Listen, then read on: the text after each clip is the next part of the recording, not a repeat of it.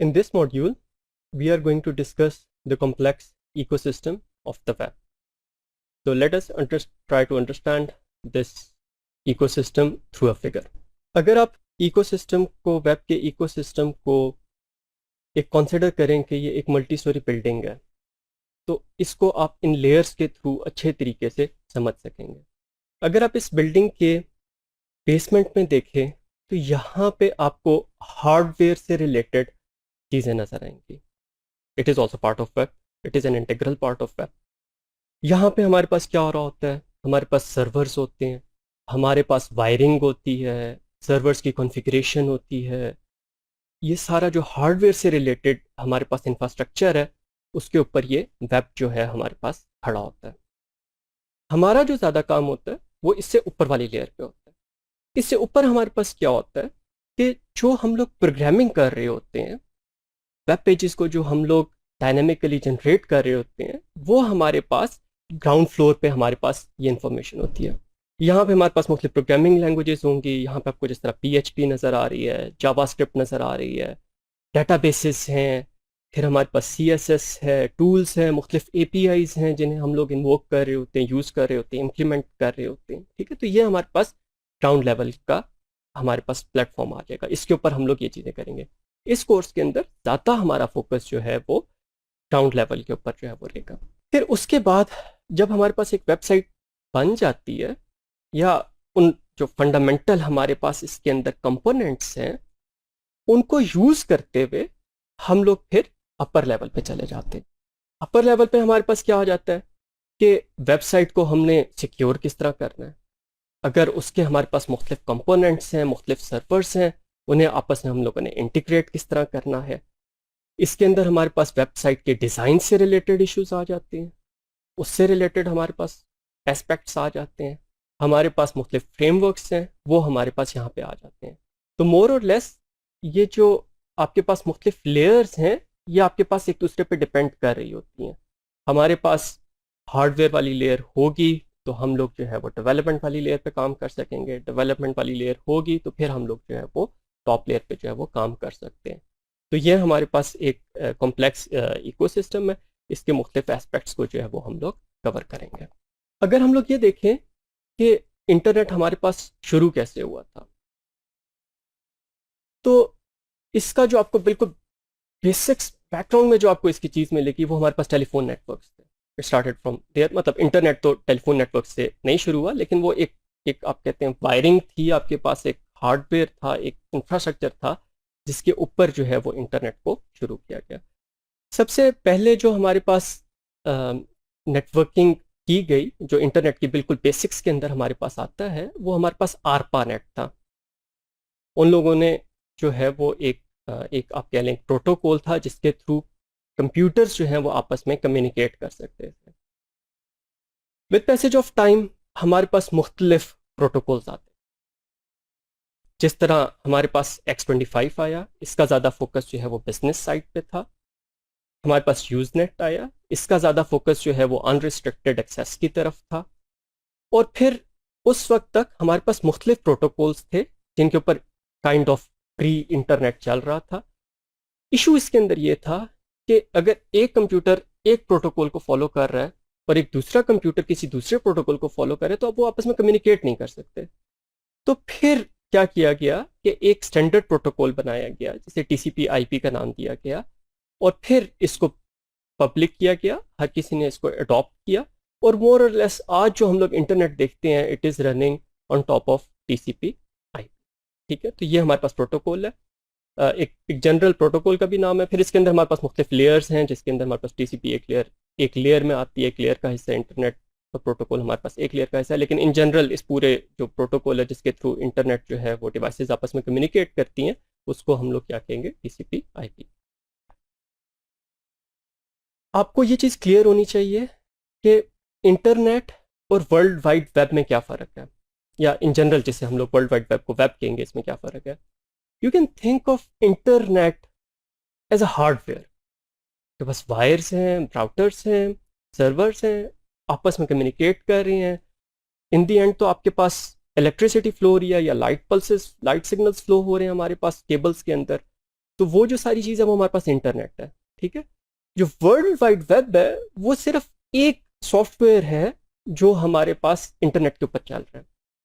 और इसके अंदर फिर हम लोग देखेंगे कि वर्ल्ड वाइड वेब के अंदर हमारे पास हाइपर टेक्स्ट ट्रांसफर प्रोटोकॉल है, यूआरएल से मुख्तलिफ इसके हमारे पास कंपोनेंट्स हैं, they make web. Now you cannot say that internet is web. No, internet is not web. Neither web is internet, right? They are two different things. In fact, web is running on top of internet. To understand this concept in a better way, आप इसको compare कर सकते हैं web को दूसरे software के साथ जो हमारे पास इंटरनेट के ऊपर चल रहे हैं। एक पॉपुलर जो है वो ईमेल है।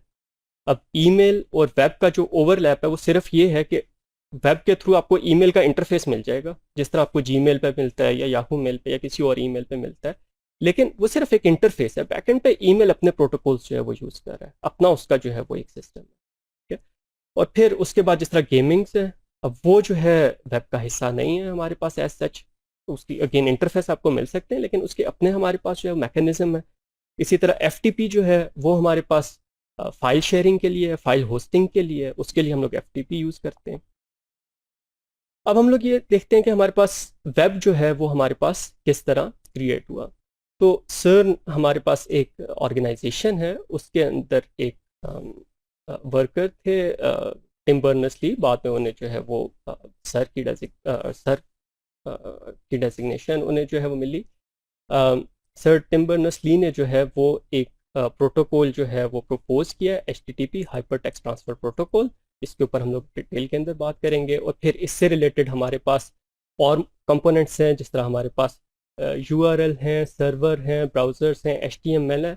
ये हमारे पास बेसिक वेब का हिस्सा थे जब ओरिजिनली हमारे पास वेब जो है वो क्रिएट हुआ। और मकसद क्या था? मकसद ये था कि हम लोग ओवर इंटरनेट डॉक्यूमेंट्स शेयर कर सकें, हम लोग डॉक्यूमेंट्स को व्यू कर सकें, इंफॉर्मेशन जो है वो हम लोग शेयर कर सकें। इंटरनेट की अगर हम लोग ग्रोथ को देखें तो it has grown very rapidly. अगर आप यहाँ पे देखें तो आपके पास एक्स एक्सिस पे आपको टाइम नज़र आ रहा होगा, और वाई एक्सिस पे जितनी डोमेन हमारे पास जो है वो रजिस्टर हुई हैं वो हमारे पास उसका नंबर जो आपको नज़र आ रहा होगा।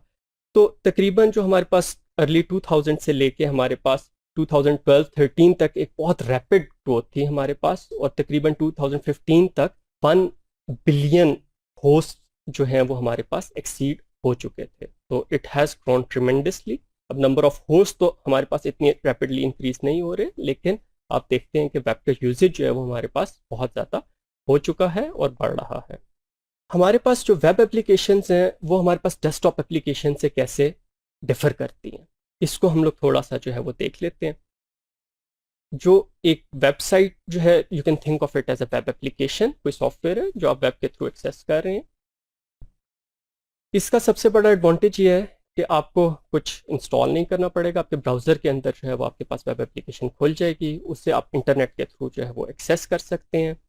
आपको अगर आप C++ में प्रोग्रामिंग की हो तो you know how hard it is to write the same software for different operating systems. खासतौर पे अगर उसके अंदर GUI इन्वॉल्व है, तो लिनक्स के अंदर, मैक के अंदर और विंडोज़ के अंदर अगर आपने एप्लीकेशन बनानी है तो इट कैन बी ट्रबलसम। लेकिन अगर आपके पास वेब एप्लीकेशन है तो किसी भी ऑपरेटिंग सिस्टम के ऊपर जिसके ऊपर एक वेब ब्राउज़र जो है वो इंस्टॉल्ड है, आप अपनी वेब एप्लीकेशन को यूज़ कर सकते हैं। इसके अलावा इसके अपडेट्स रोल आउट करना वो बहुत आसान होता है। बेसिकली सर्वर पे आपने सॉफ्टवेयर को अपडेट किया तो जितने भी लोग उसको यूज़ कर रहे हैं सारों के पास अपडेटेड प्रिंट्स जो है वो नज़र आना शुरू हो जाएंगे, अपडेट सॉफ्टवेयर नज़र आना शुरू हो जाएंगे। आपके कंप्यूटर लेवल पे सिक्योरिटी कंसर्न्स जो हैं वो कम हो जाते हैं। तो आपके पास क्योंकि डाटा जो है वो आपके सिस्टम पे नहीं पड़ा हुआ, सॉफ्टवेयर आपके सिस्टम पे नहीं है, वो सर्वर के ऊपर पड़ा हुआ है, तो अब आपके पास जो लोकल आपके सिस्टम के कंसर्न्स हैं वो आपके पास थोड़े से लिमिटेड हो जाएंगे। लेकिन इसके डिसएडवांटेजेस क्या हैं कि डेस्कटॉप एप्लीकेशंस जो हैं उसको आप विदाउट इंटरनेट रन कर सकते हैं। वेब एप्लीकेशंस के लिए आपको इंटरनेट चाहिए। आपका कुछ डाटा जो है वो इंटरनेट के थ्रू सर्वर तक जा रहा होगा, तो वो जिस रास्ते से जा रहा है, जिस पाथ से जा रहा है, उसका सिक्योर होना ज़रूरी है। तो थोड़ा सा ये कंसर्न होता है, थोड़ा सा तो नहीं, एक मेजर कंसर्न है कि आपकी प्राइवेसी जो है वो इंटरनेट पे लीक ना हो। इसके अलावा आपके पास जो है जो मटेरियल अपलोड किया जाता है इंटरनेट पे, उसके स्टोरेज, उसके लाइसेंसिंग से रिलेटेड हमारे पास जो है वो इश्यूज़ होते हैं। थोड़ा सा अगर आपके वेब पेज के अंदर आपने कोई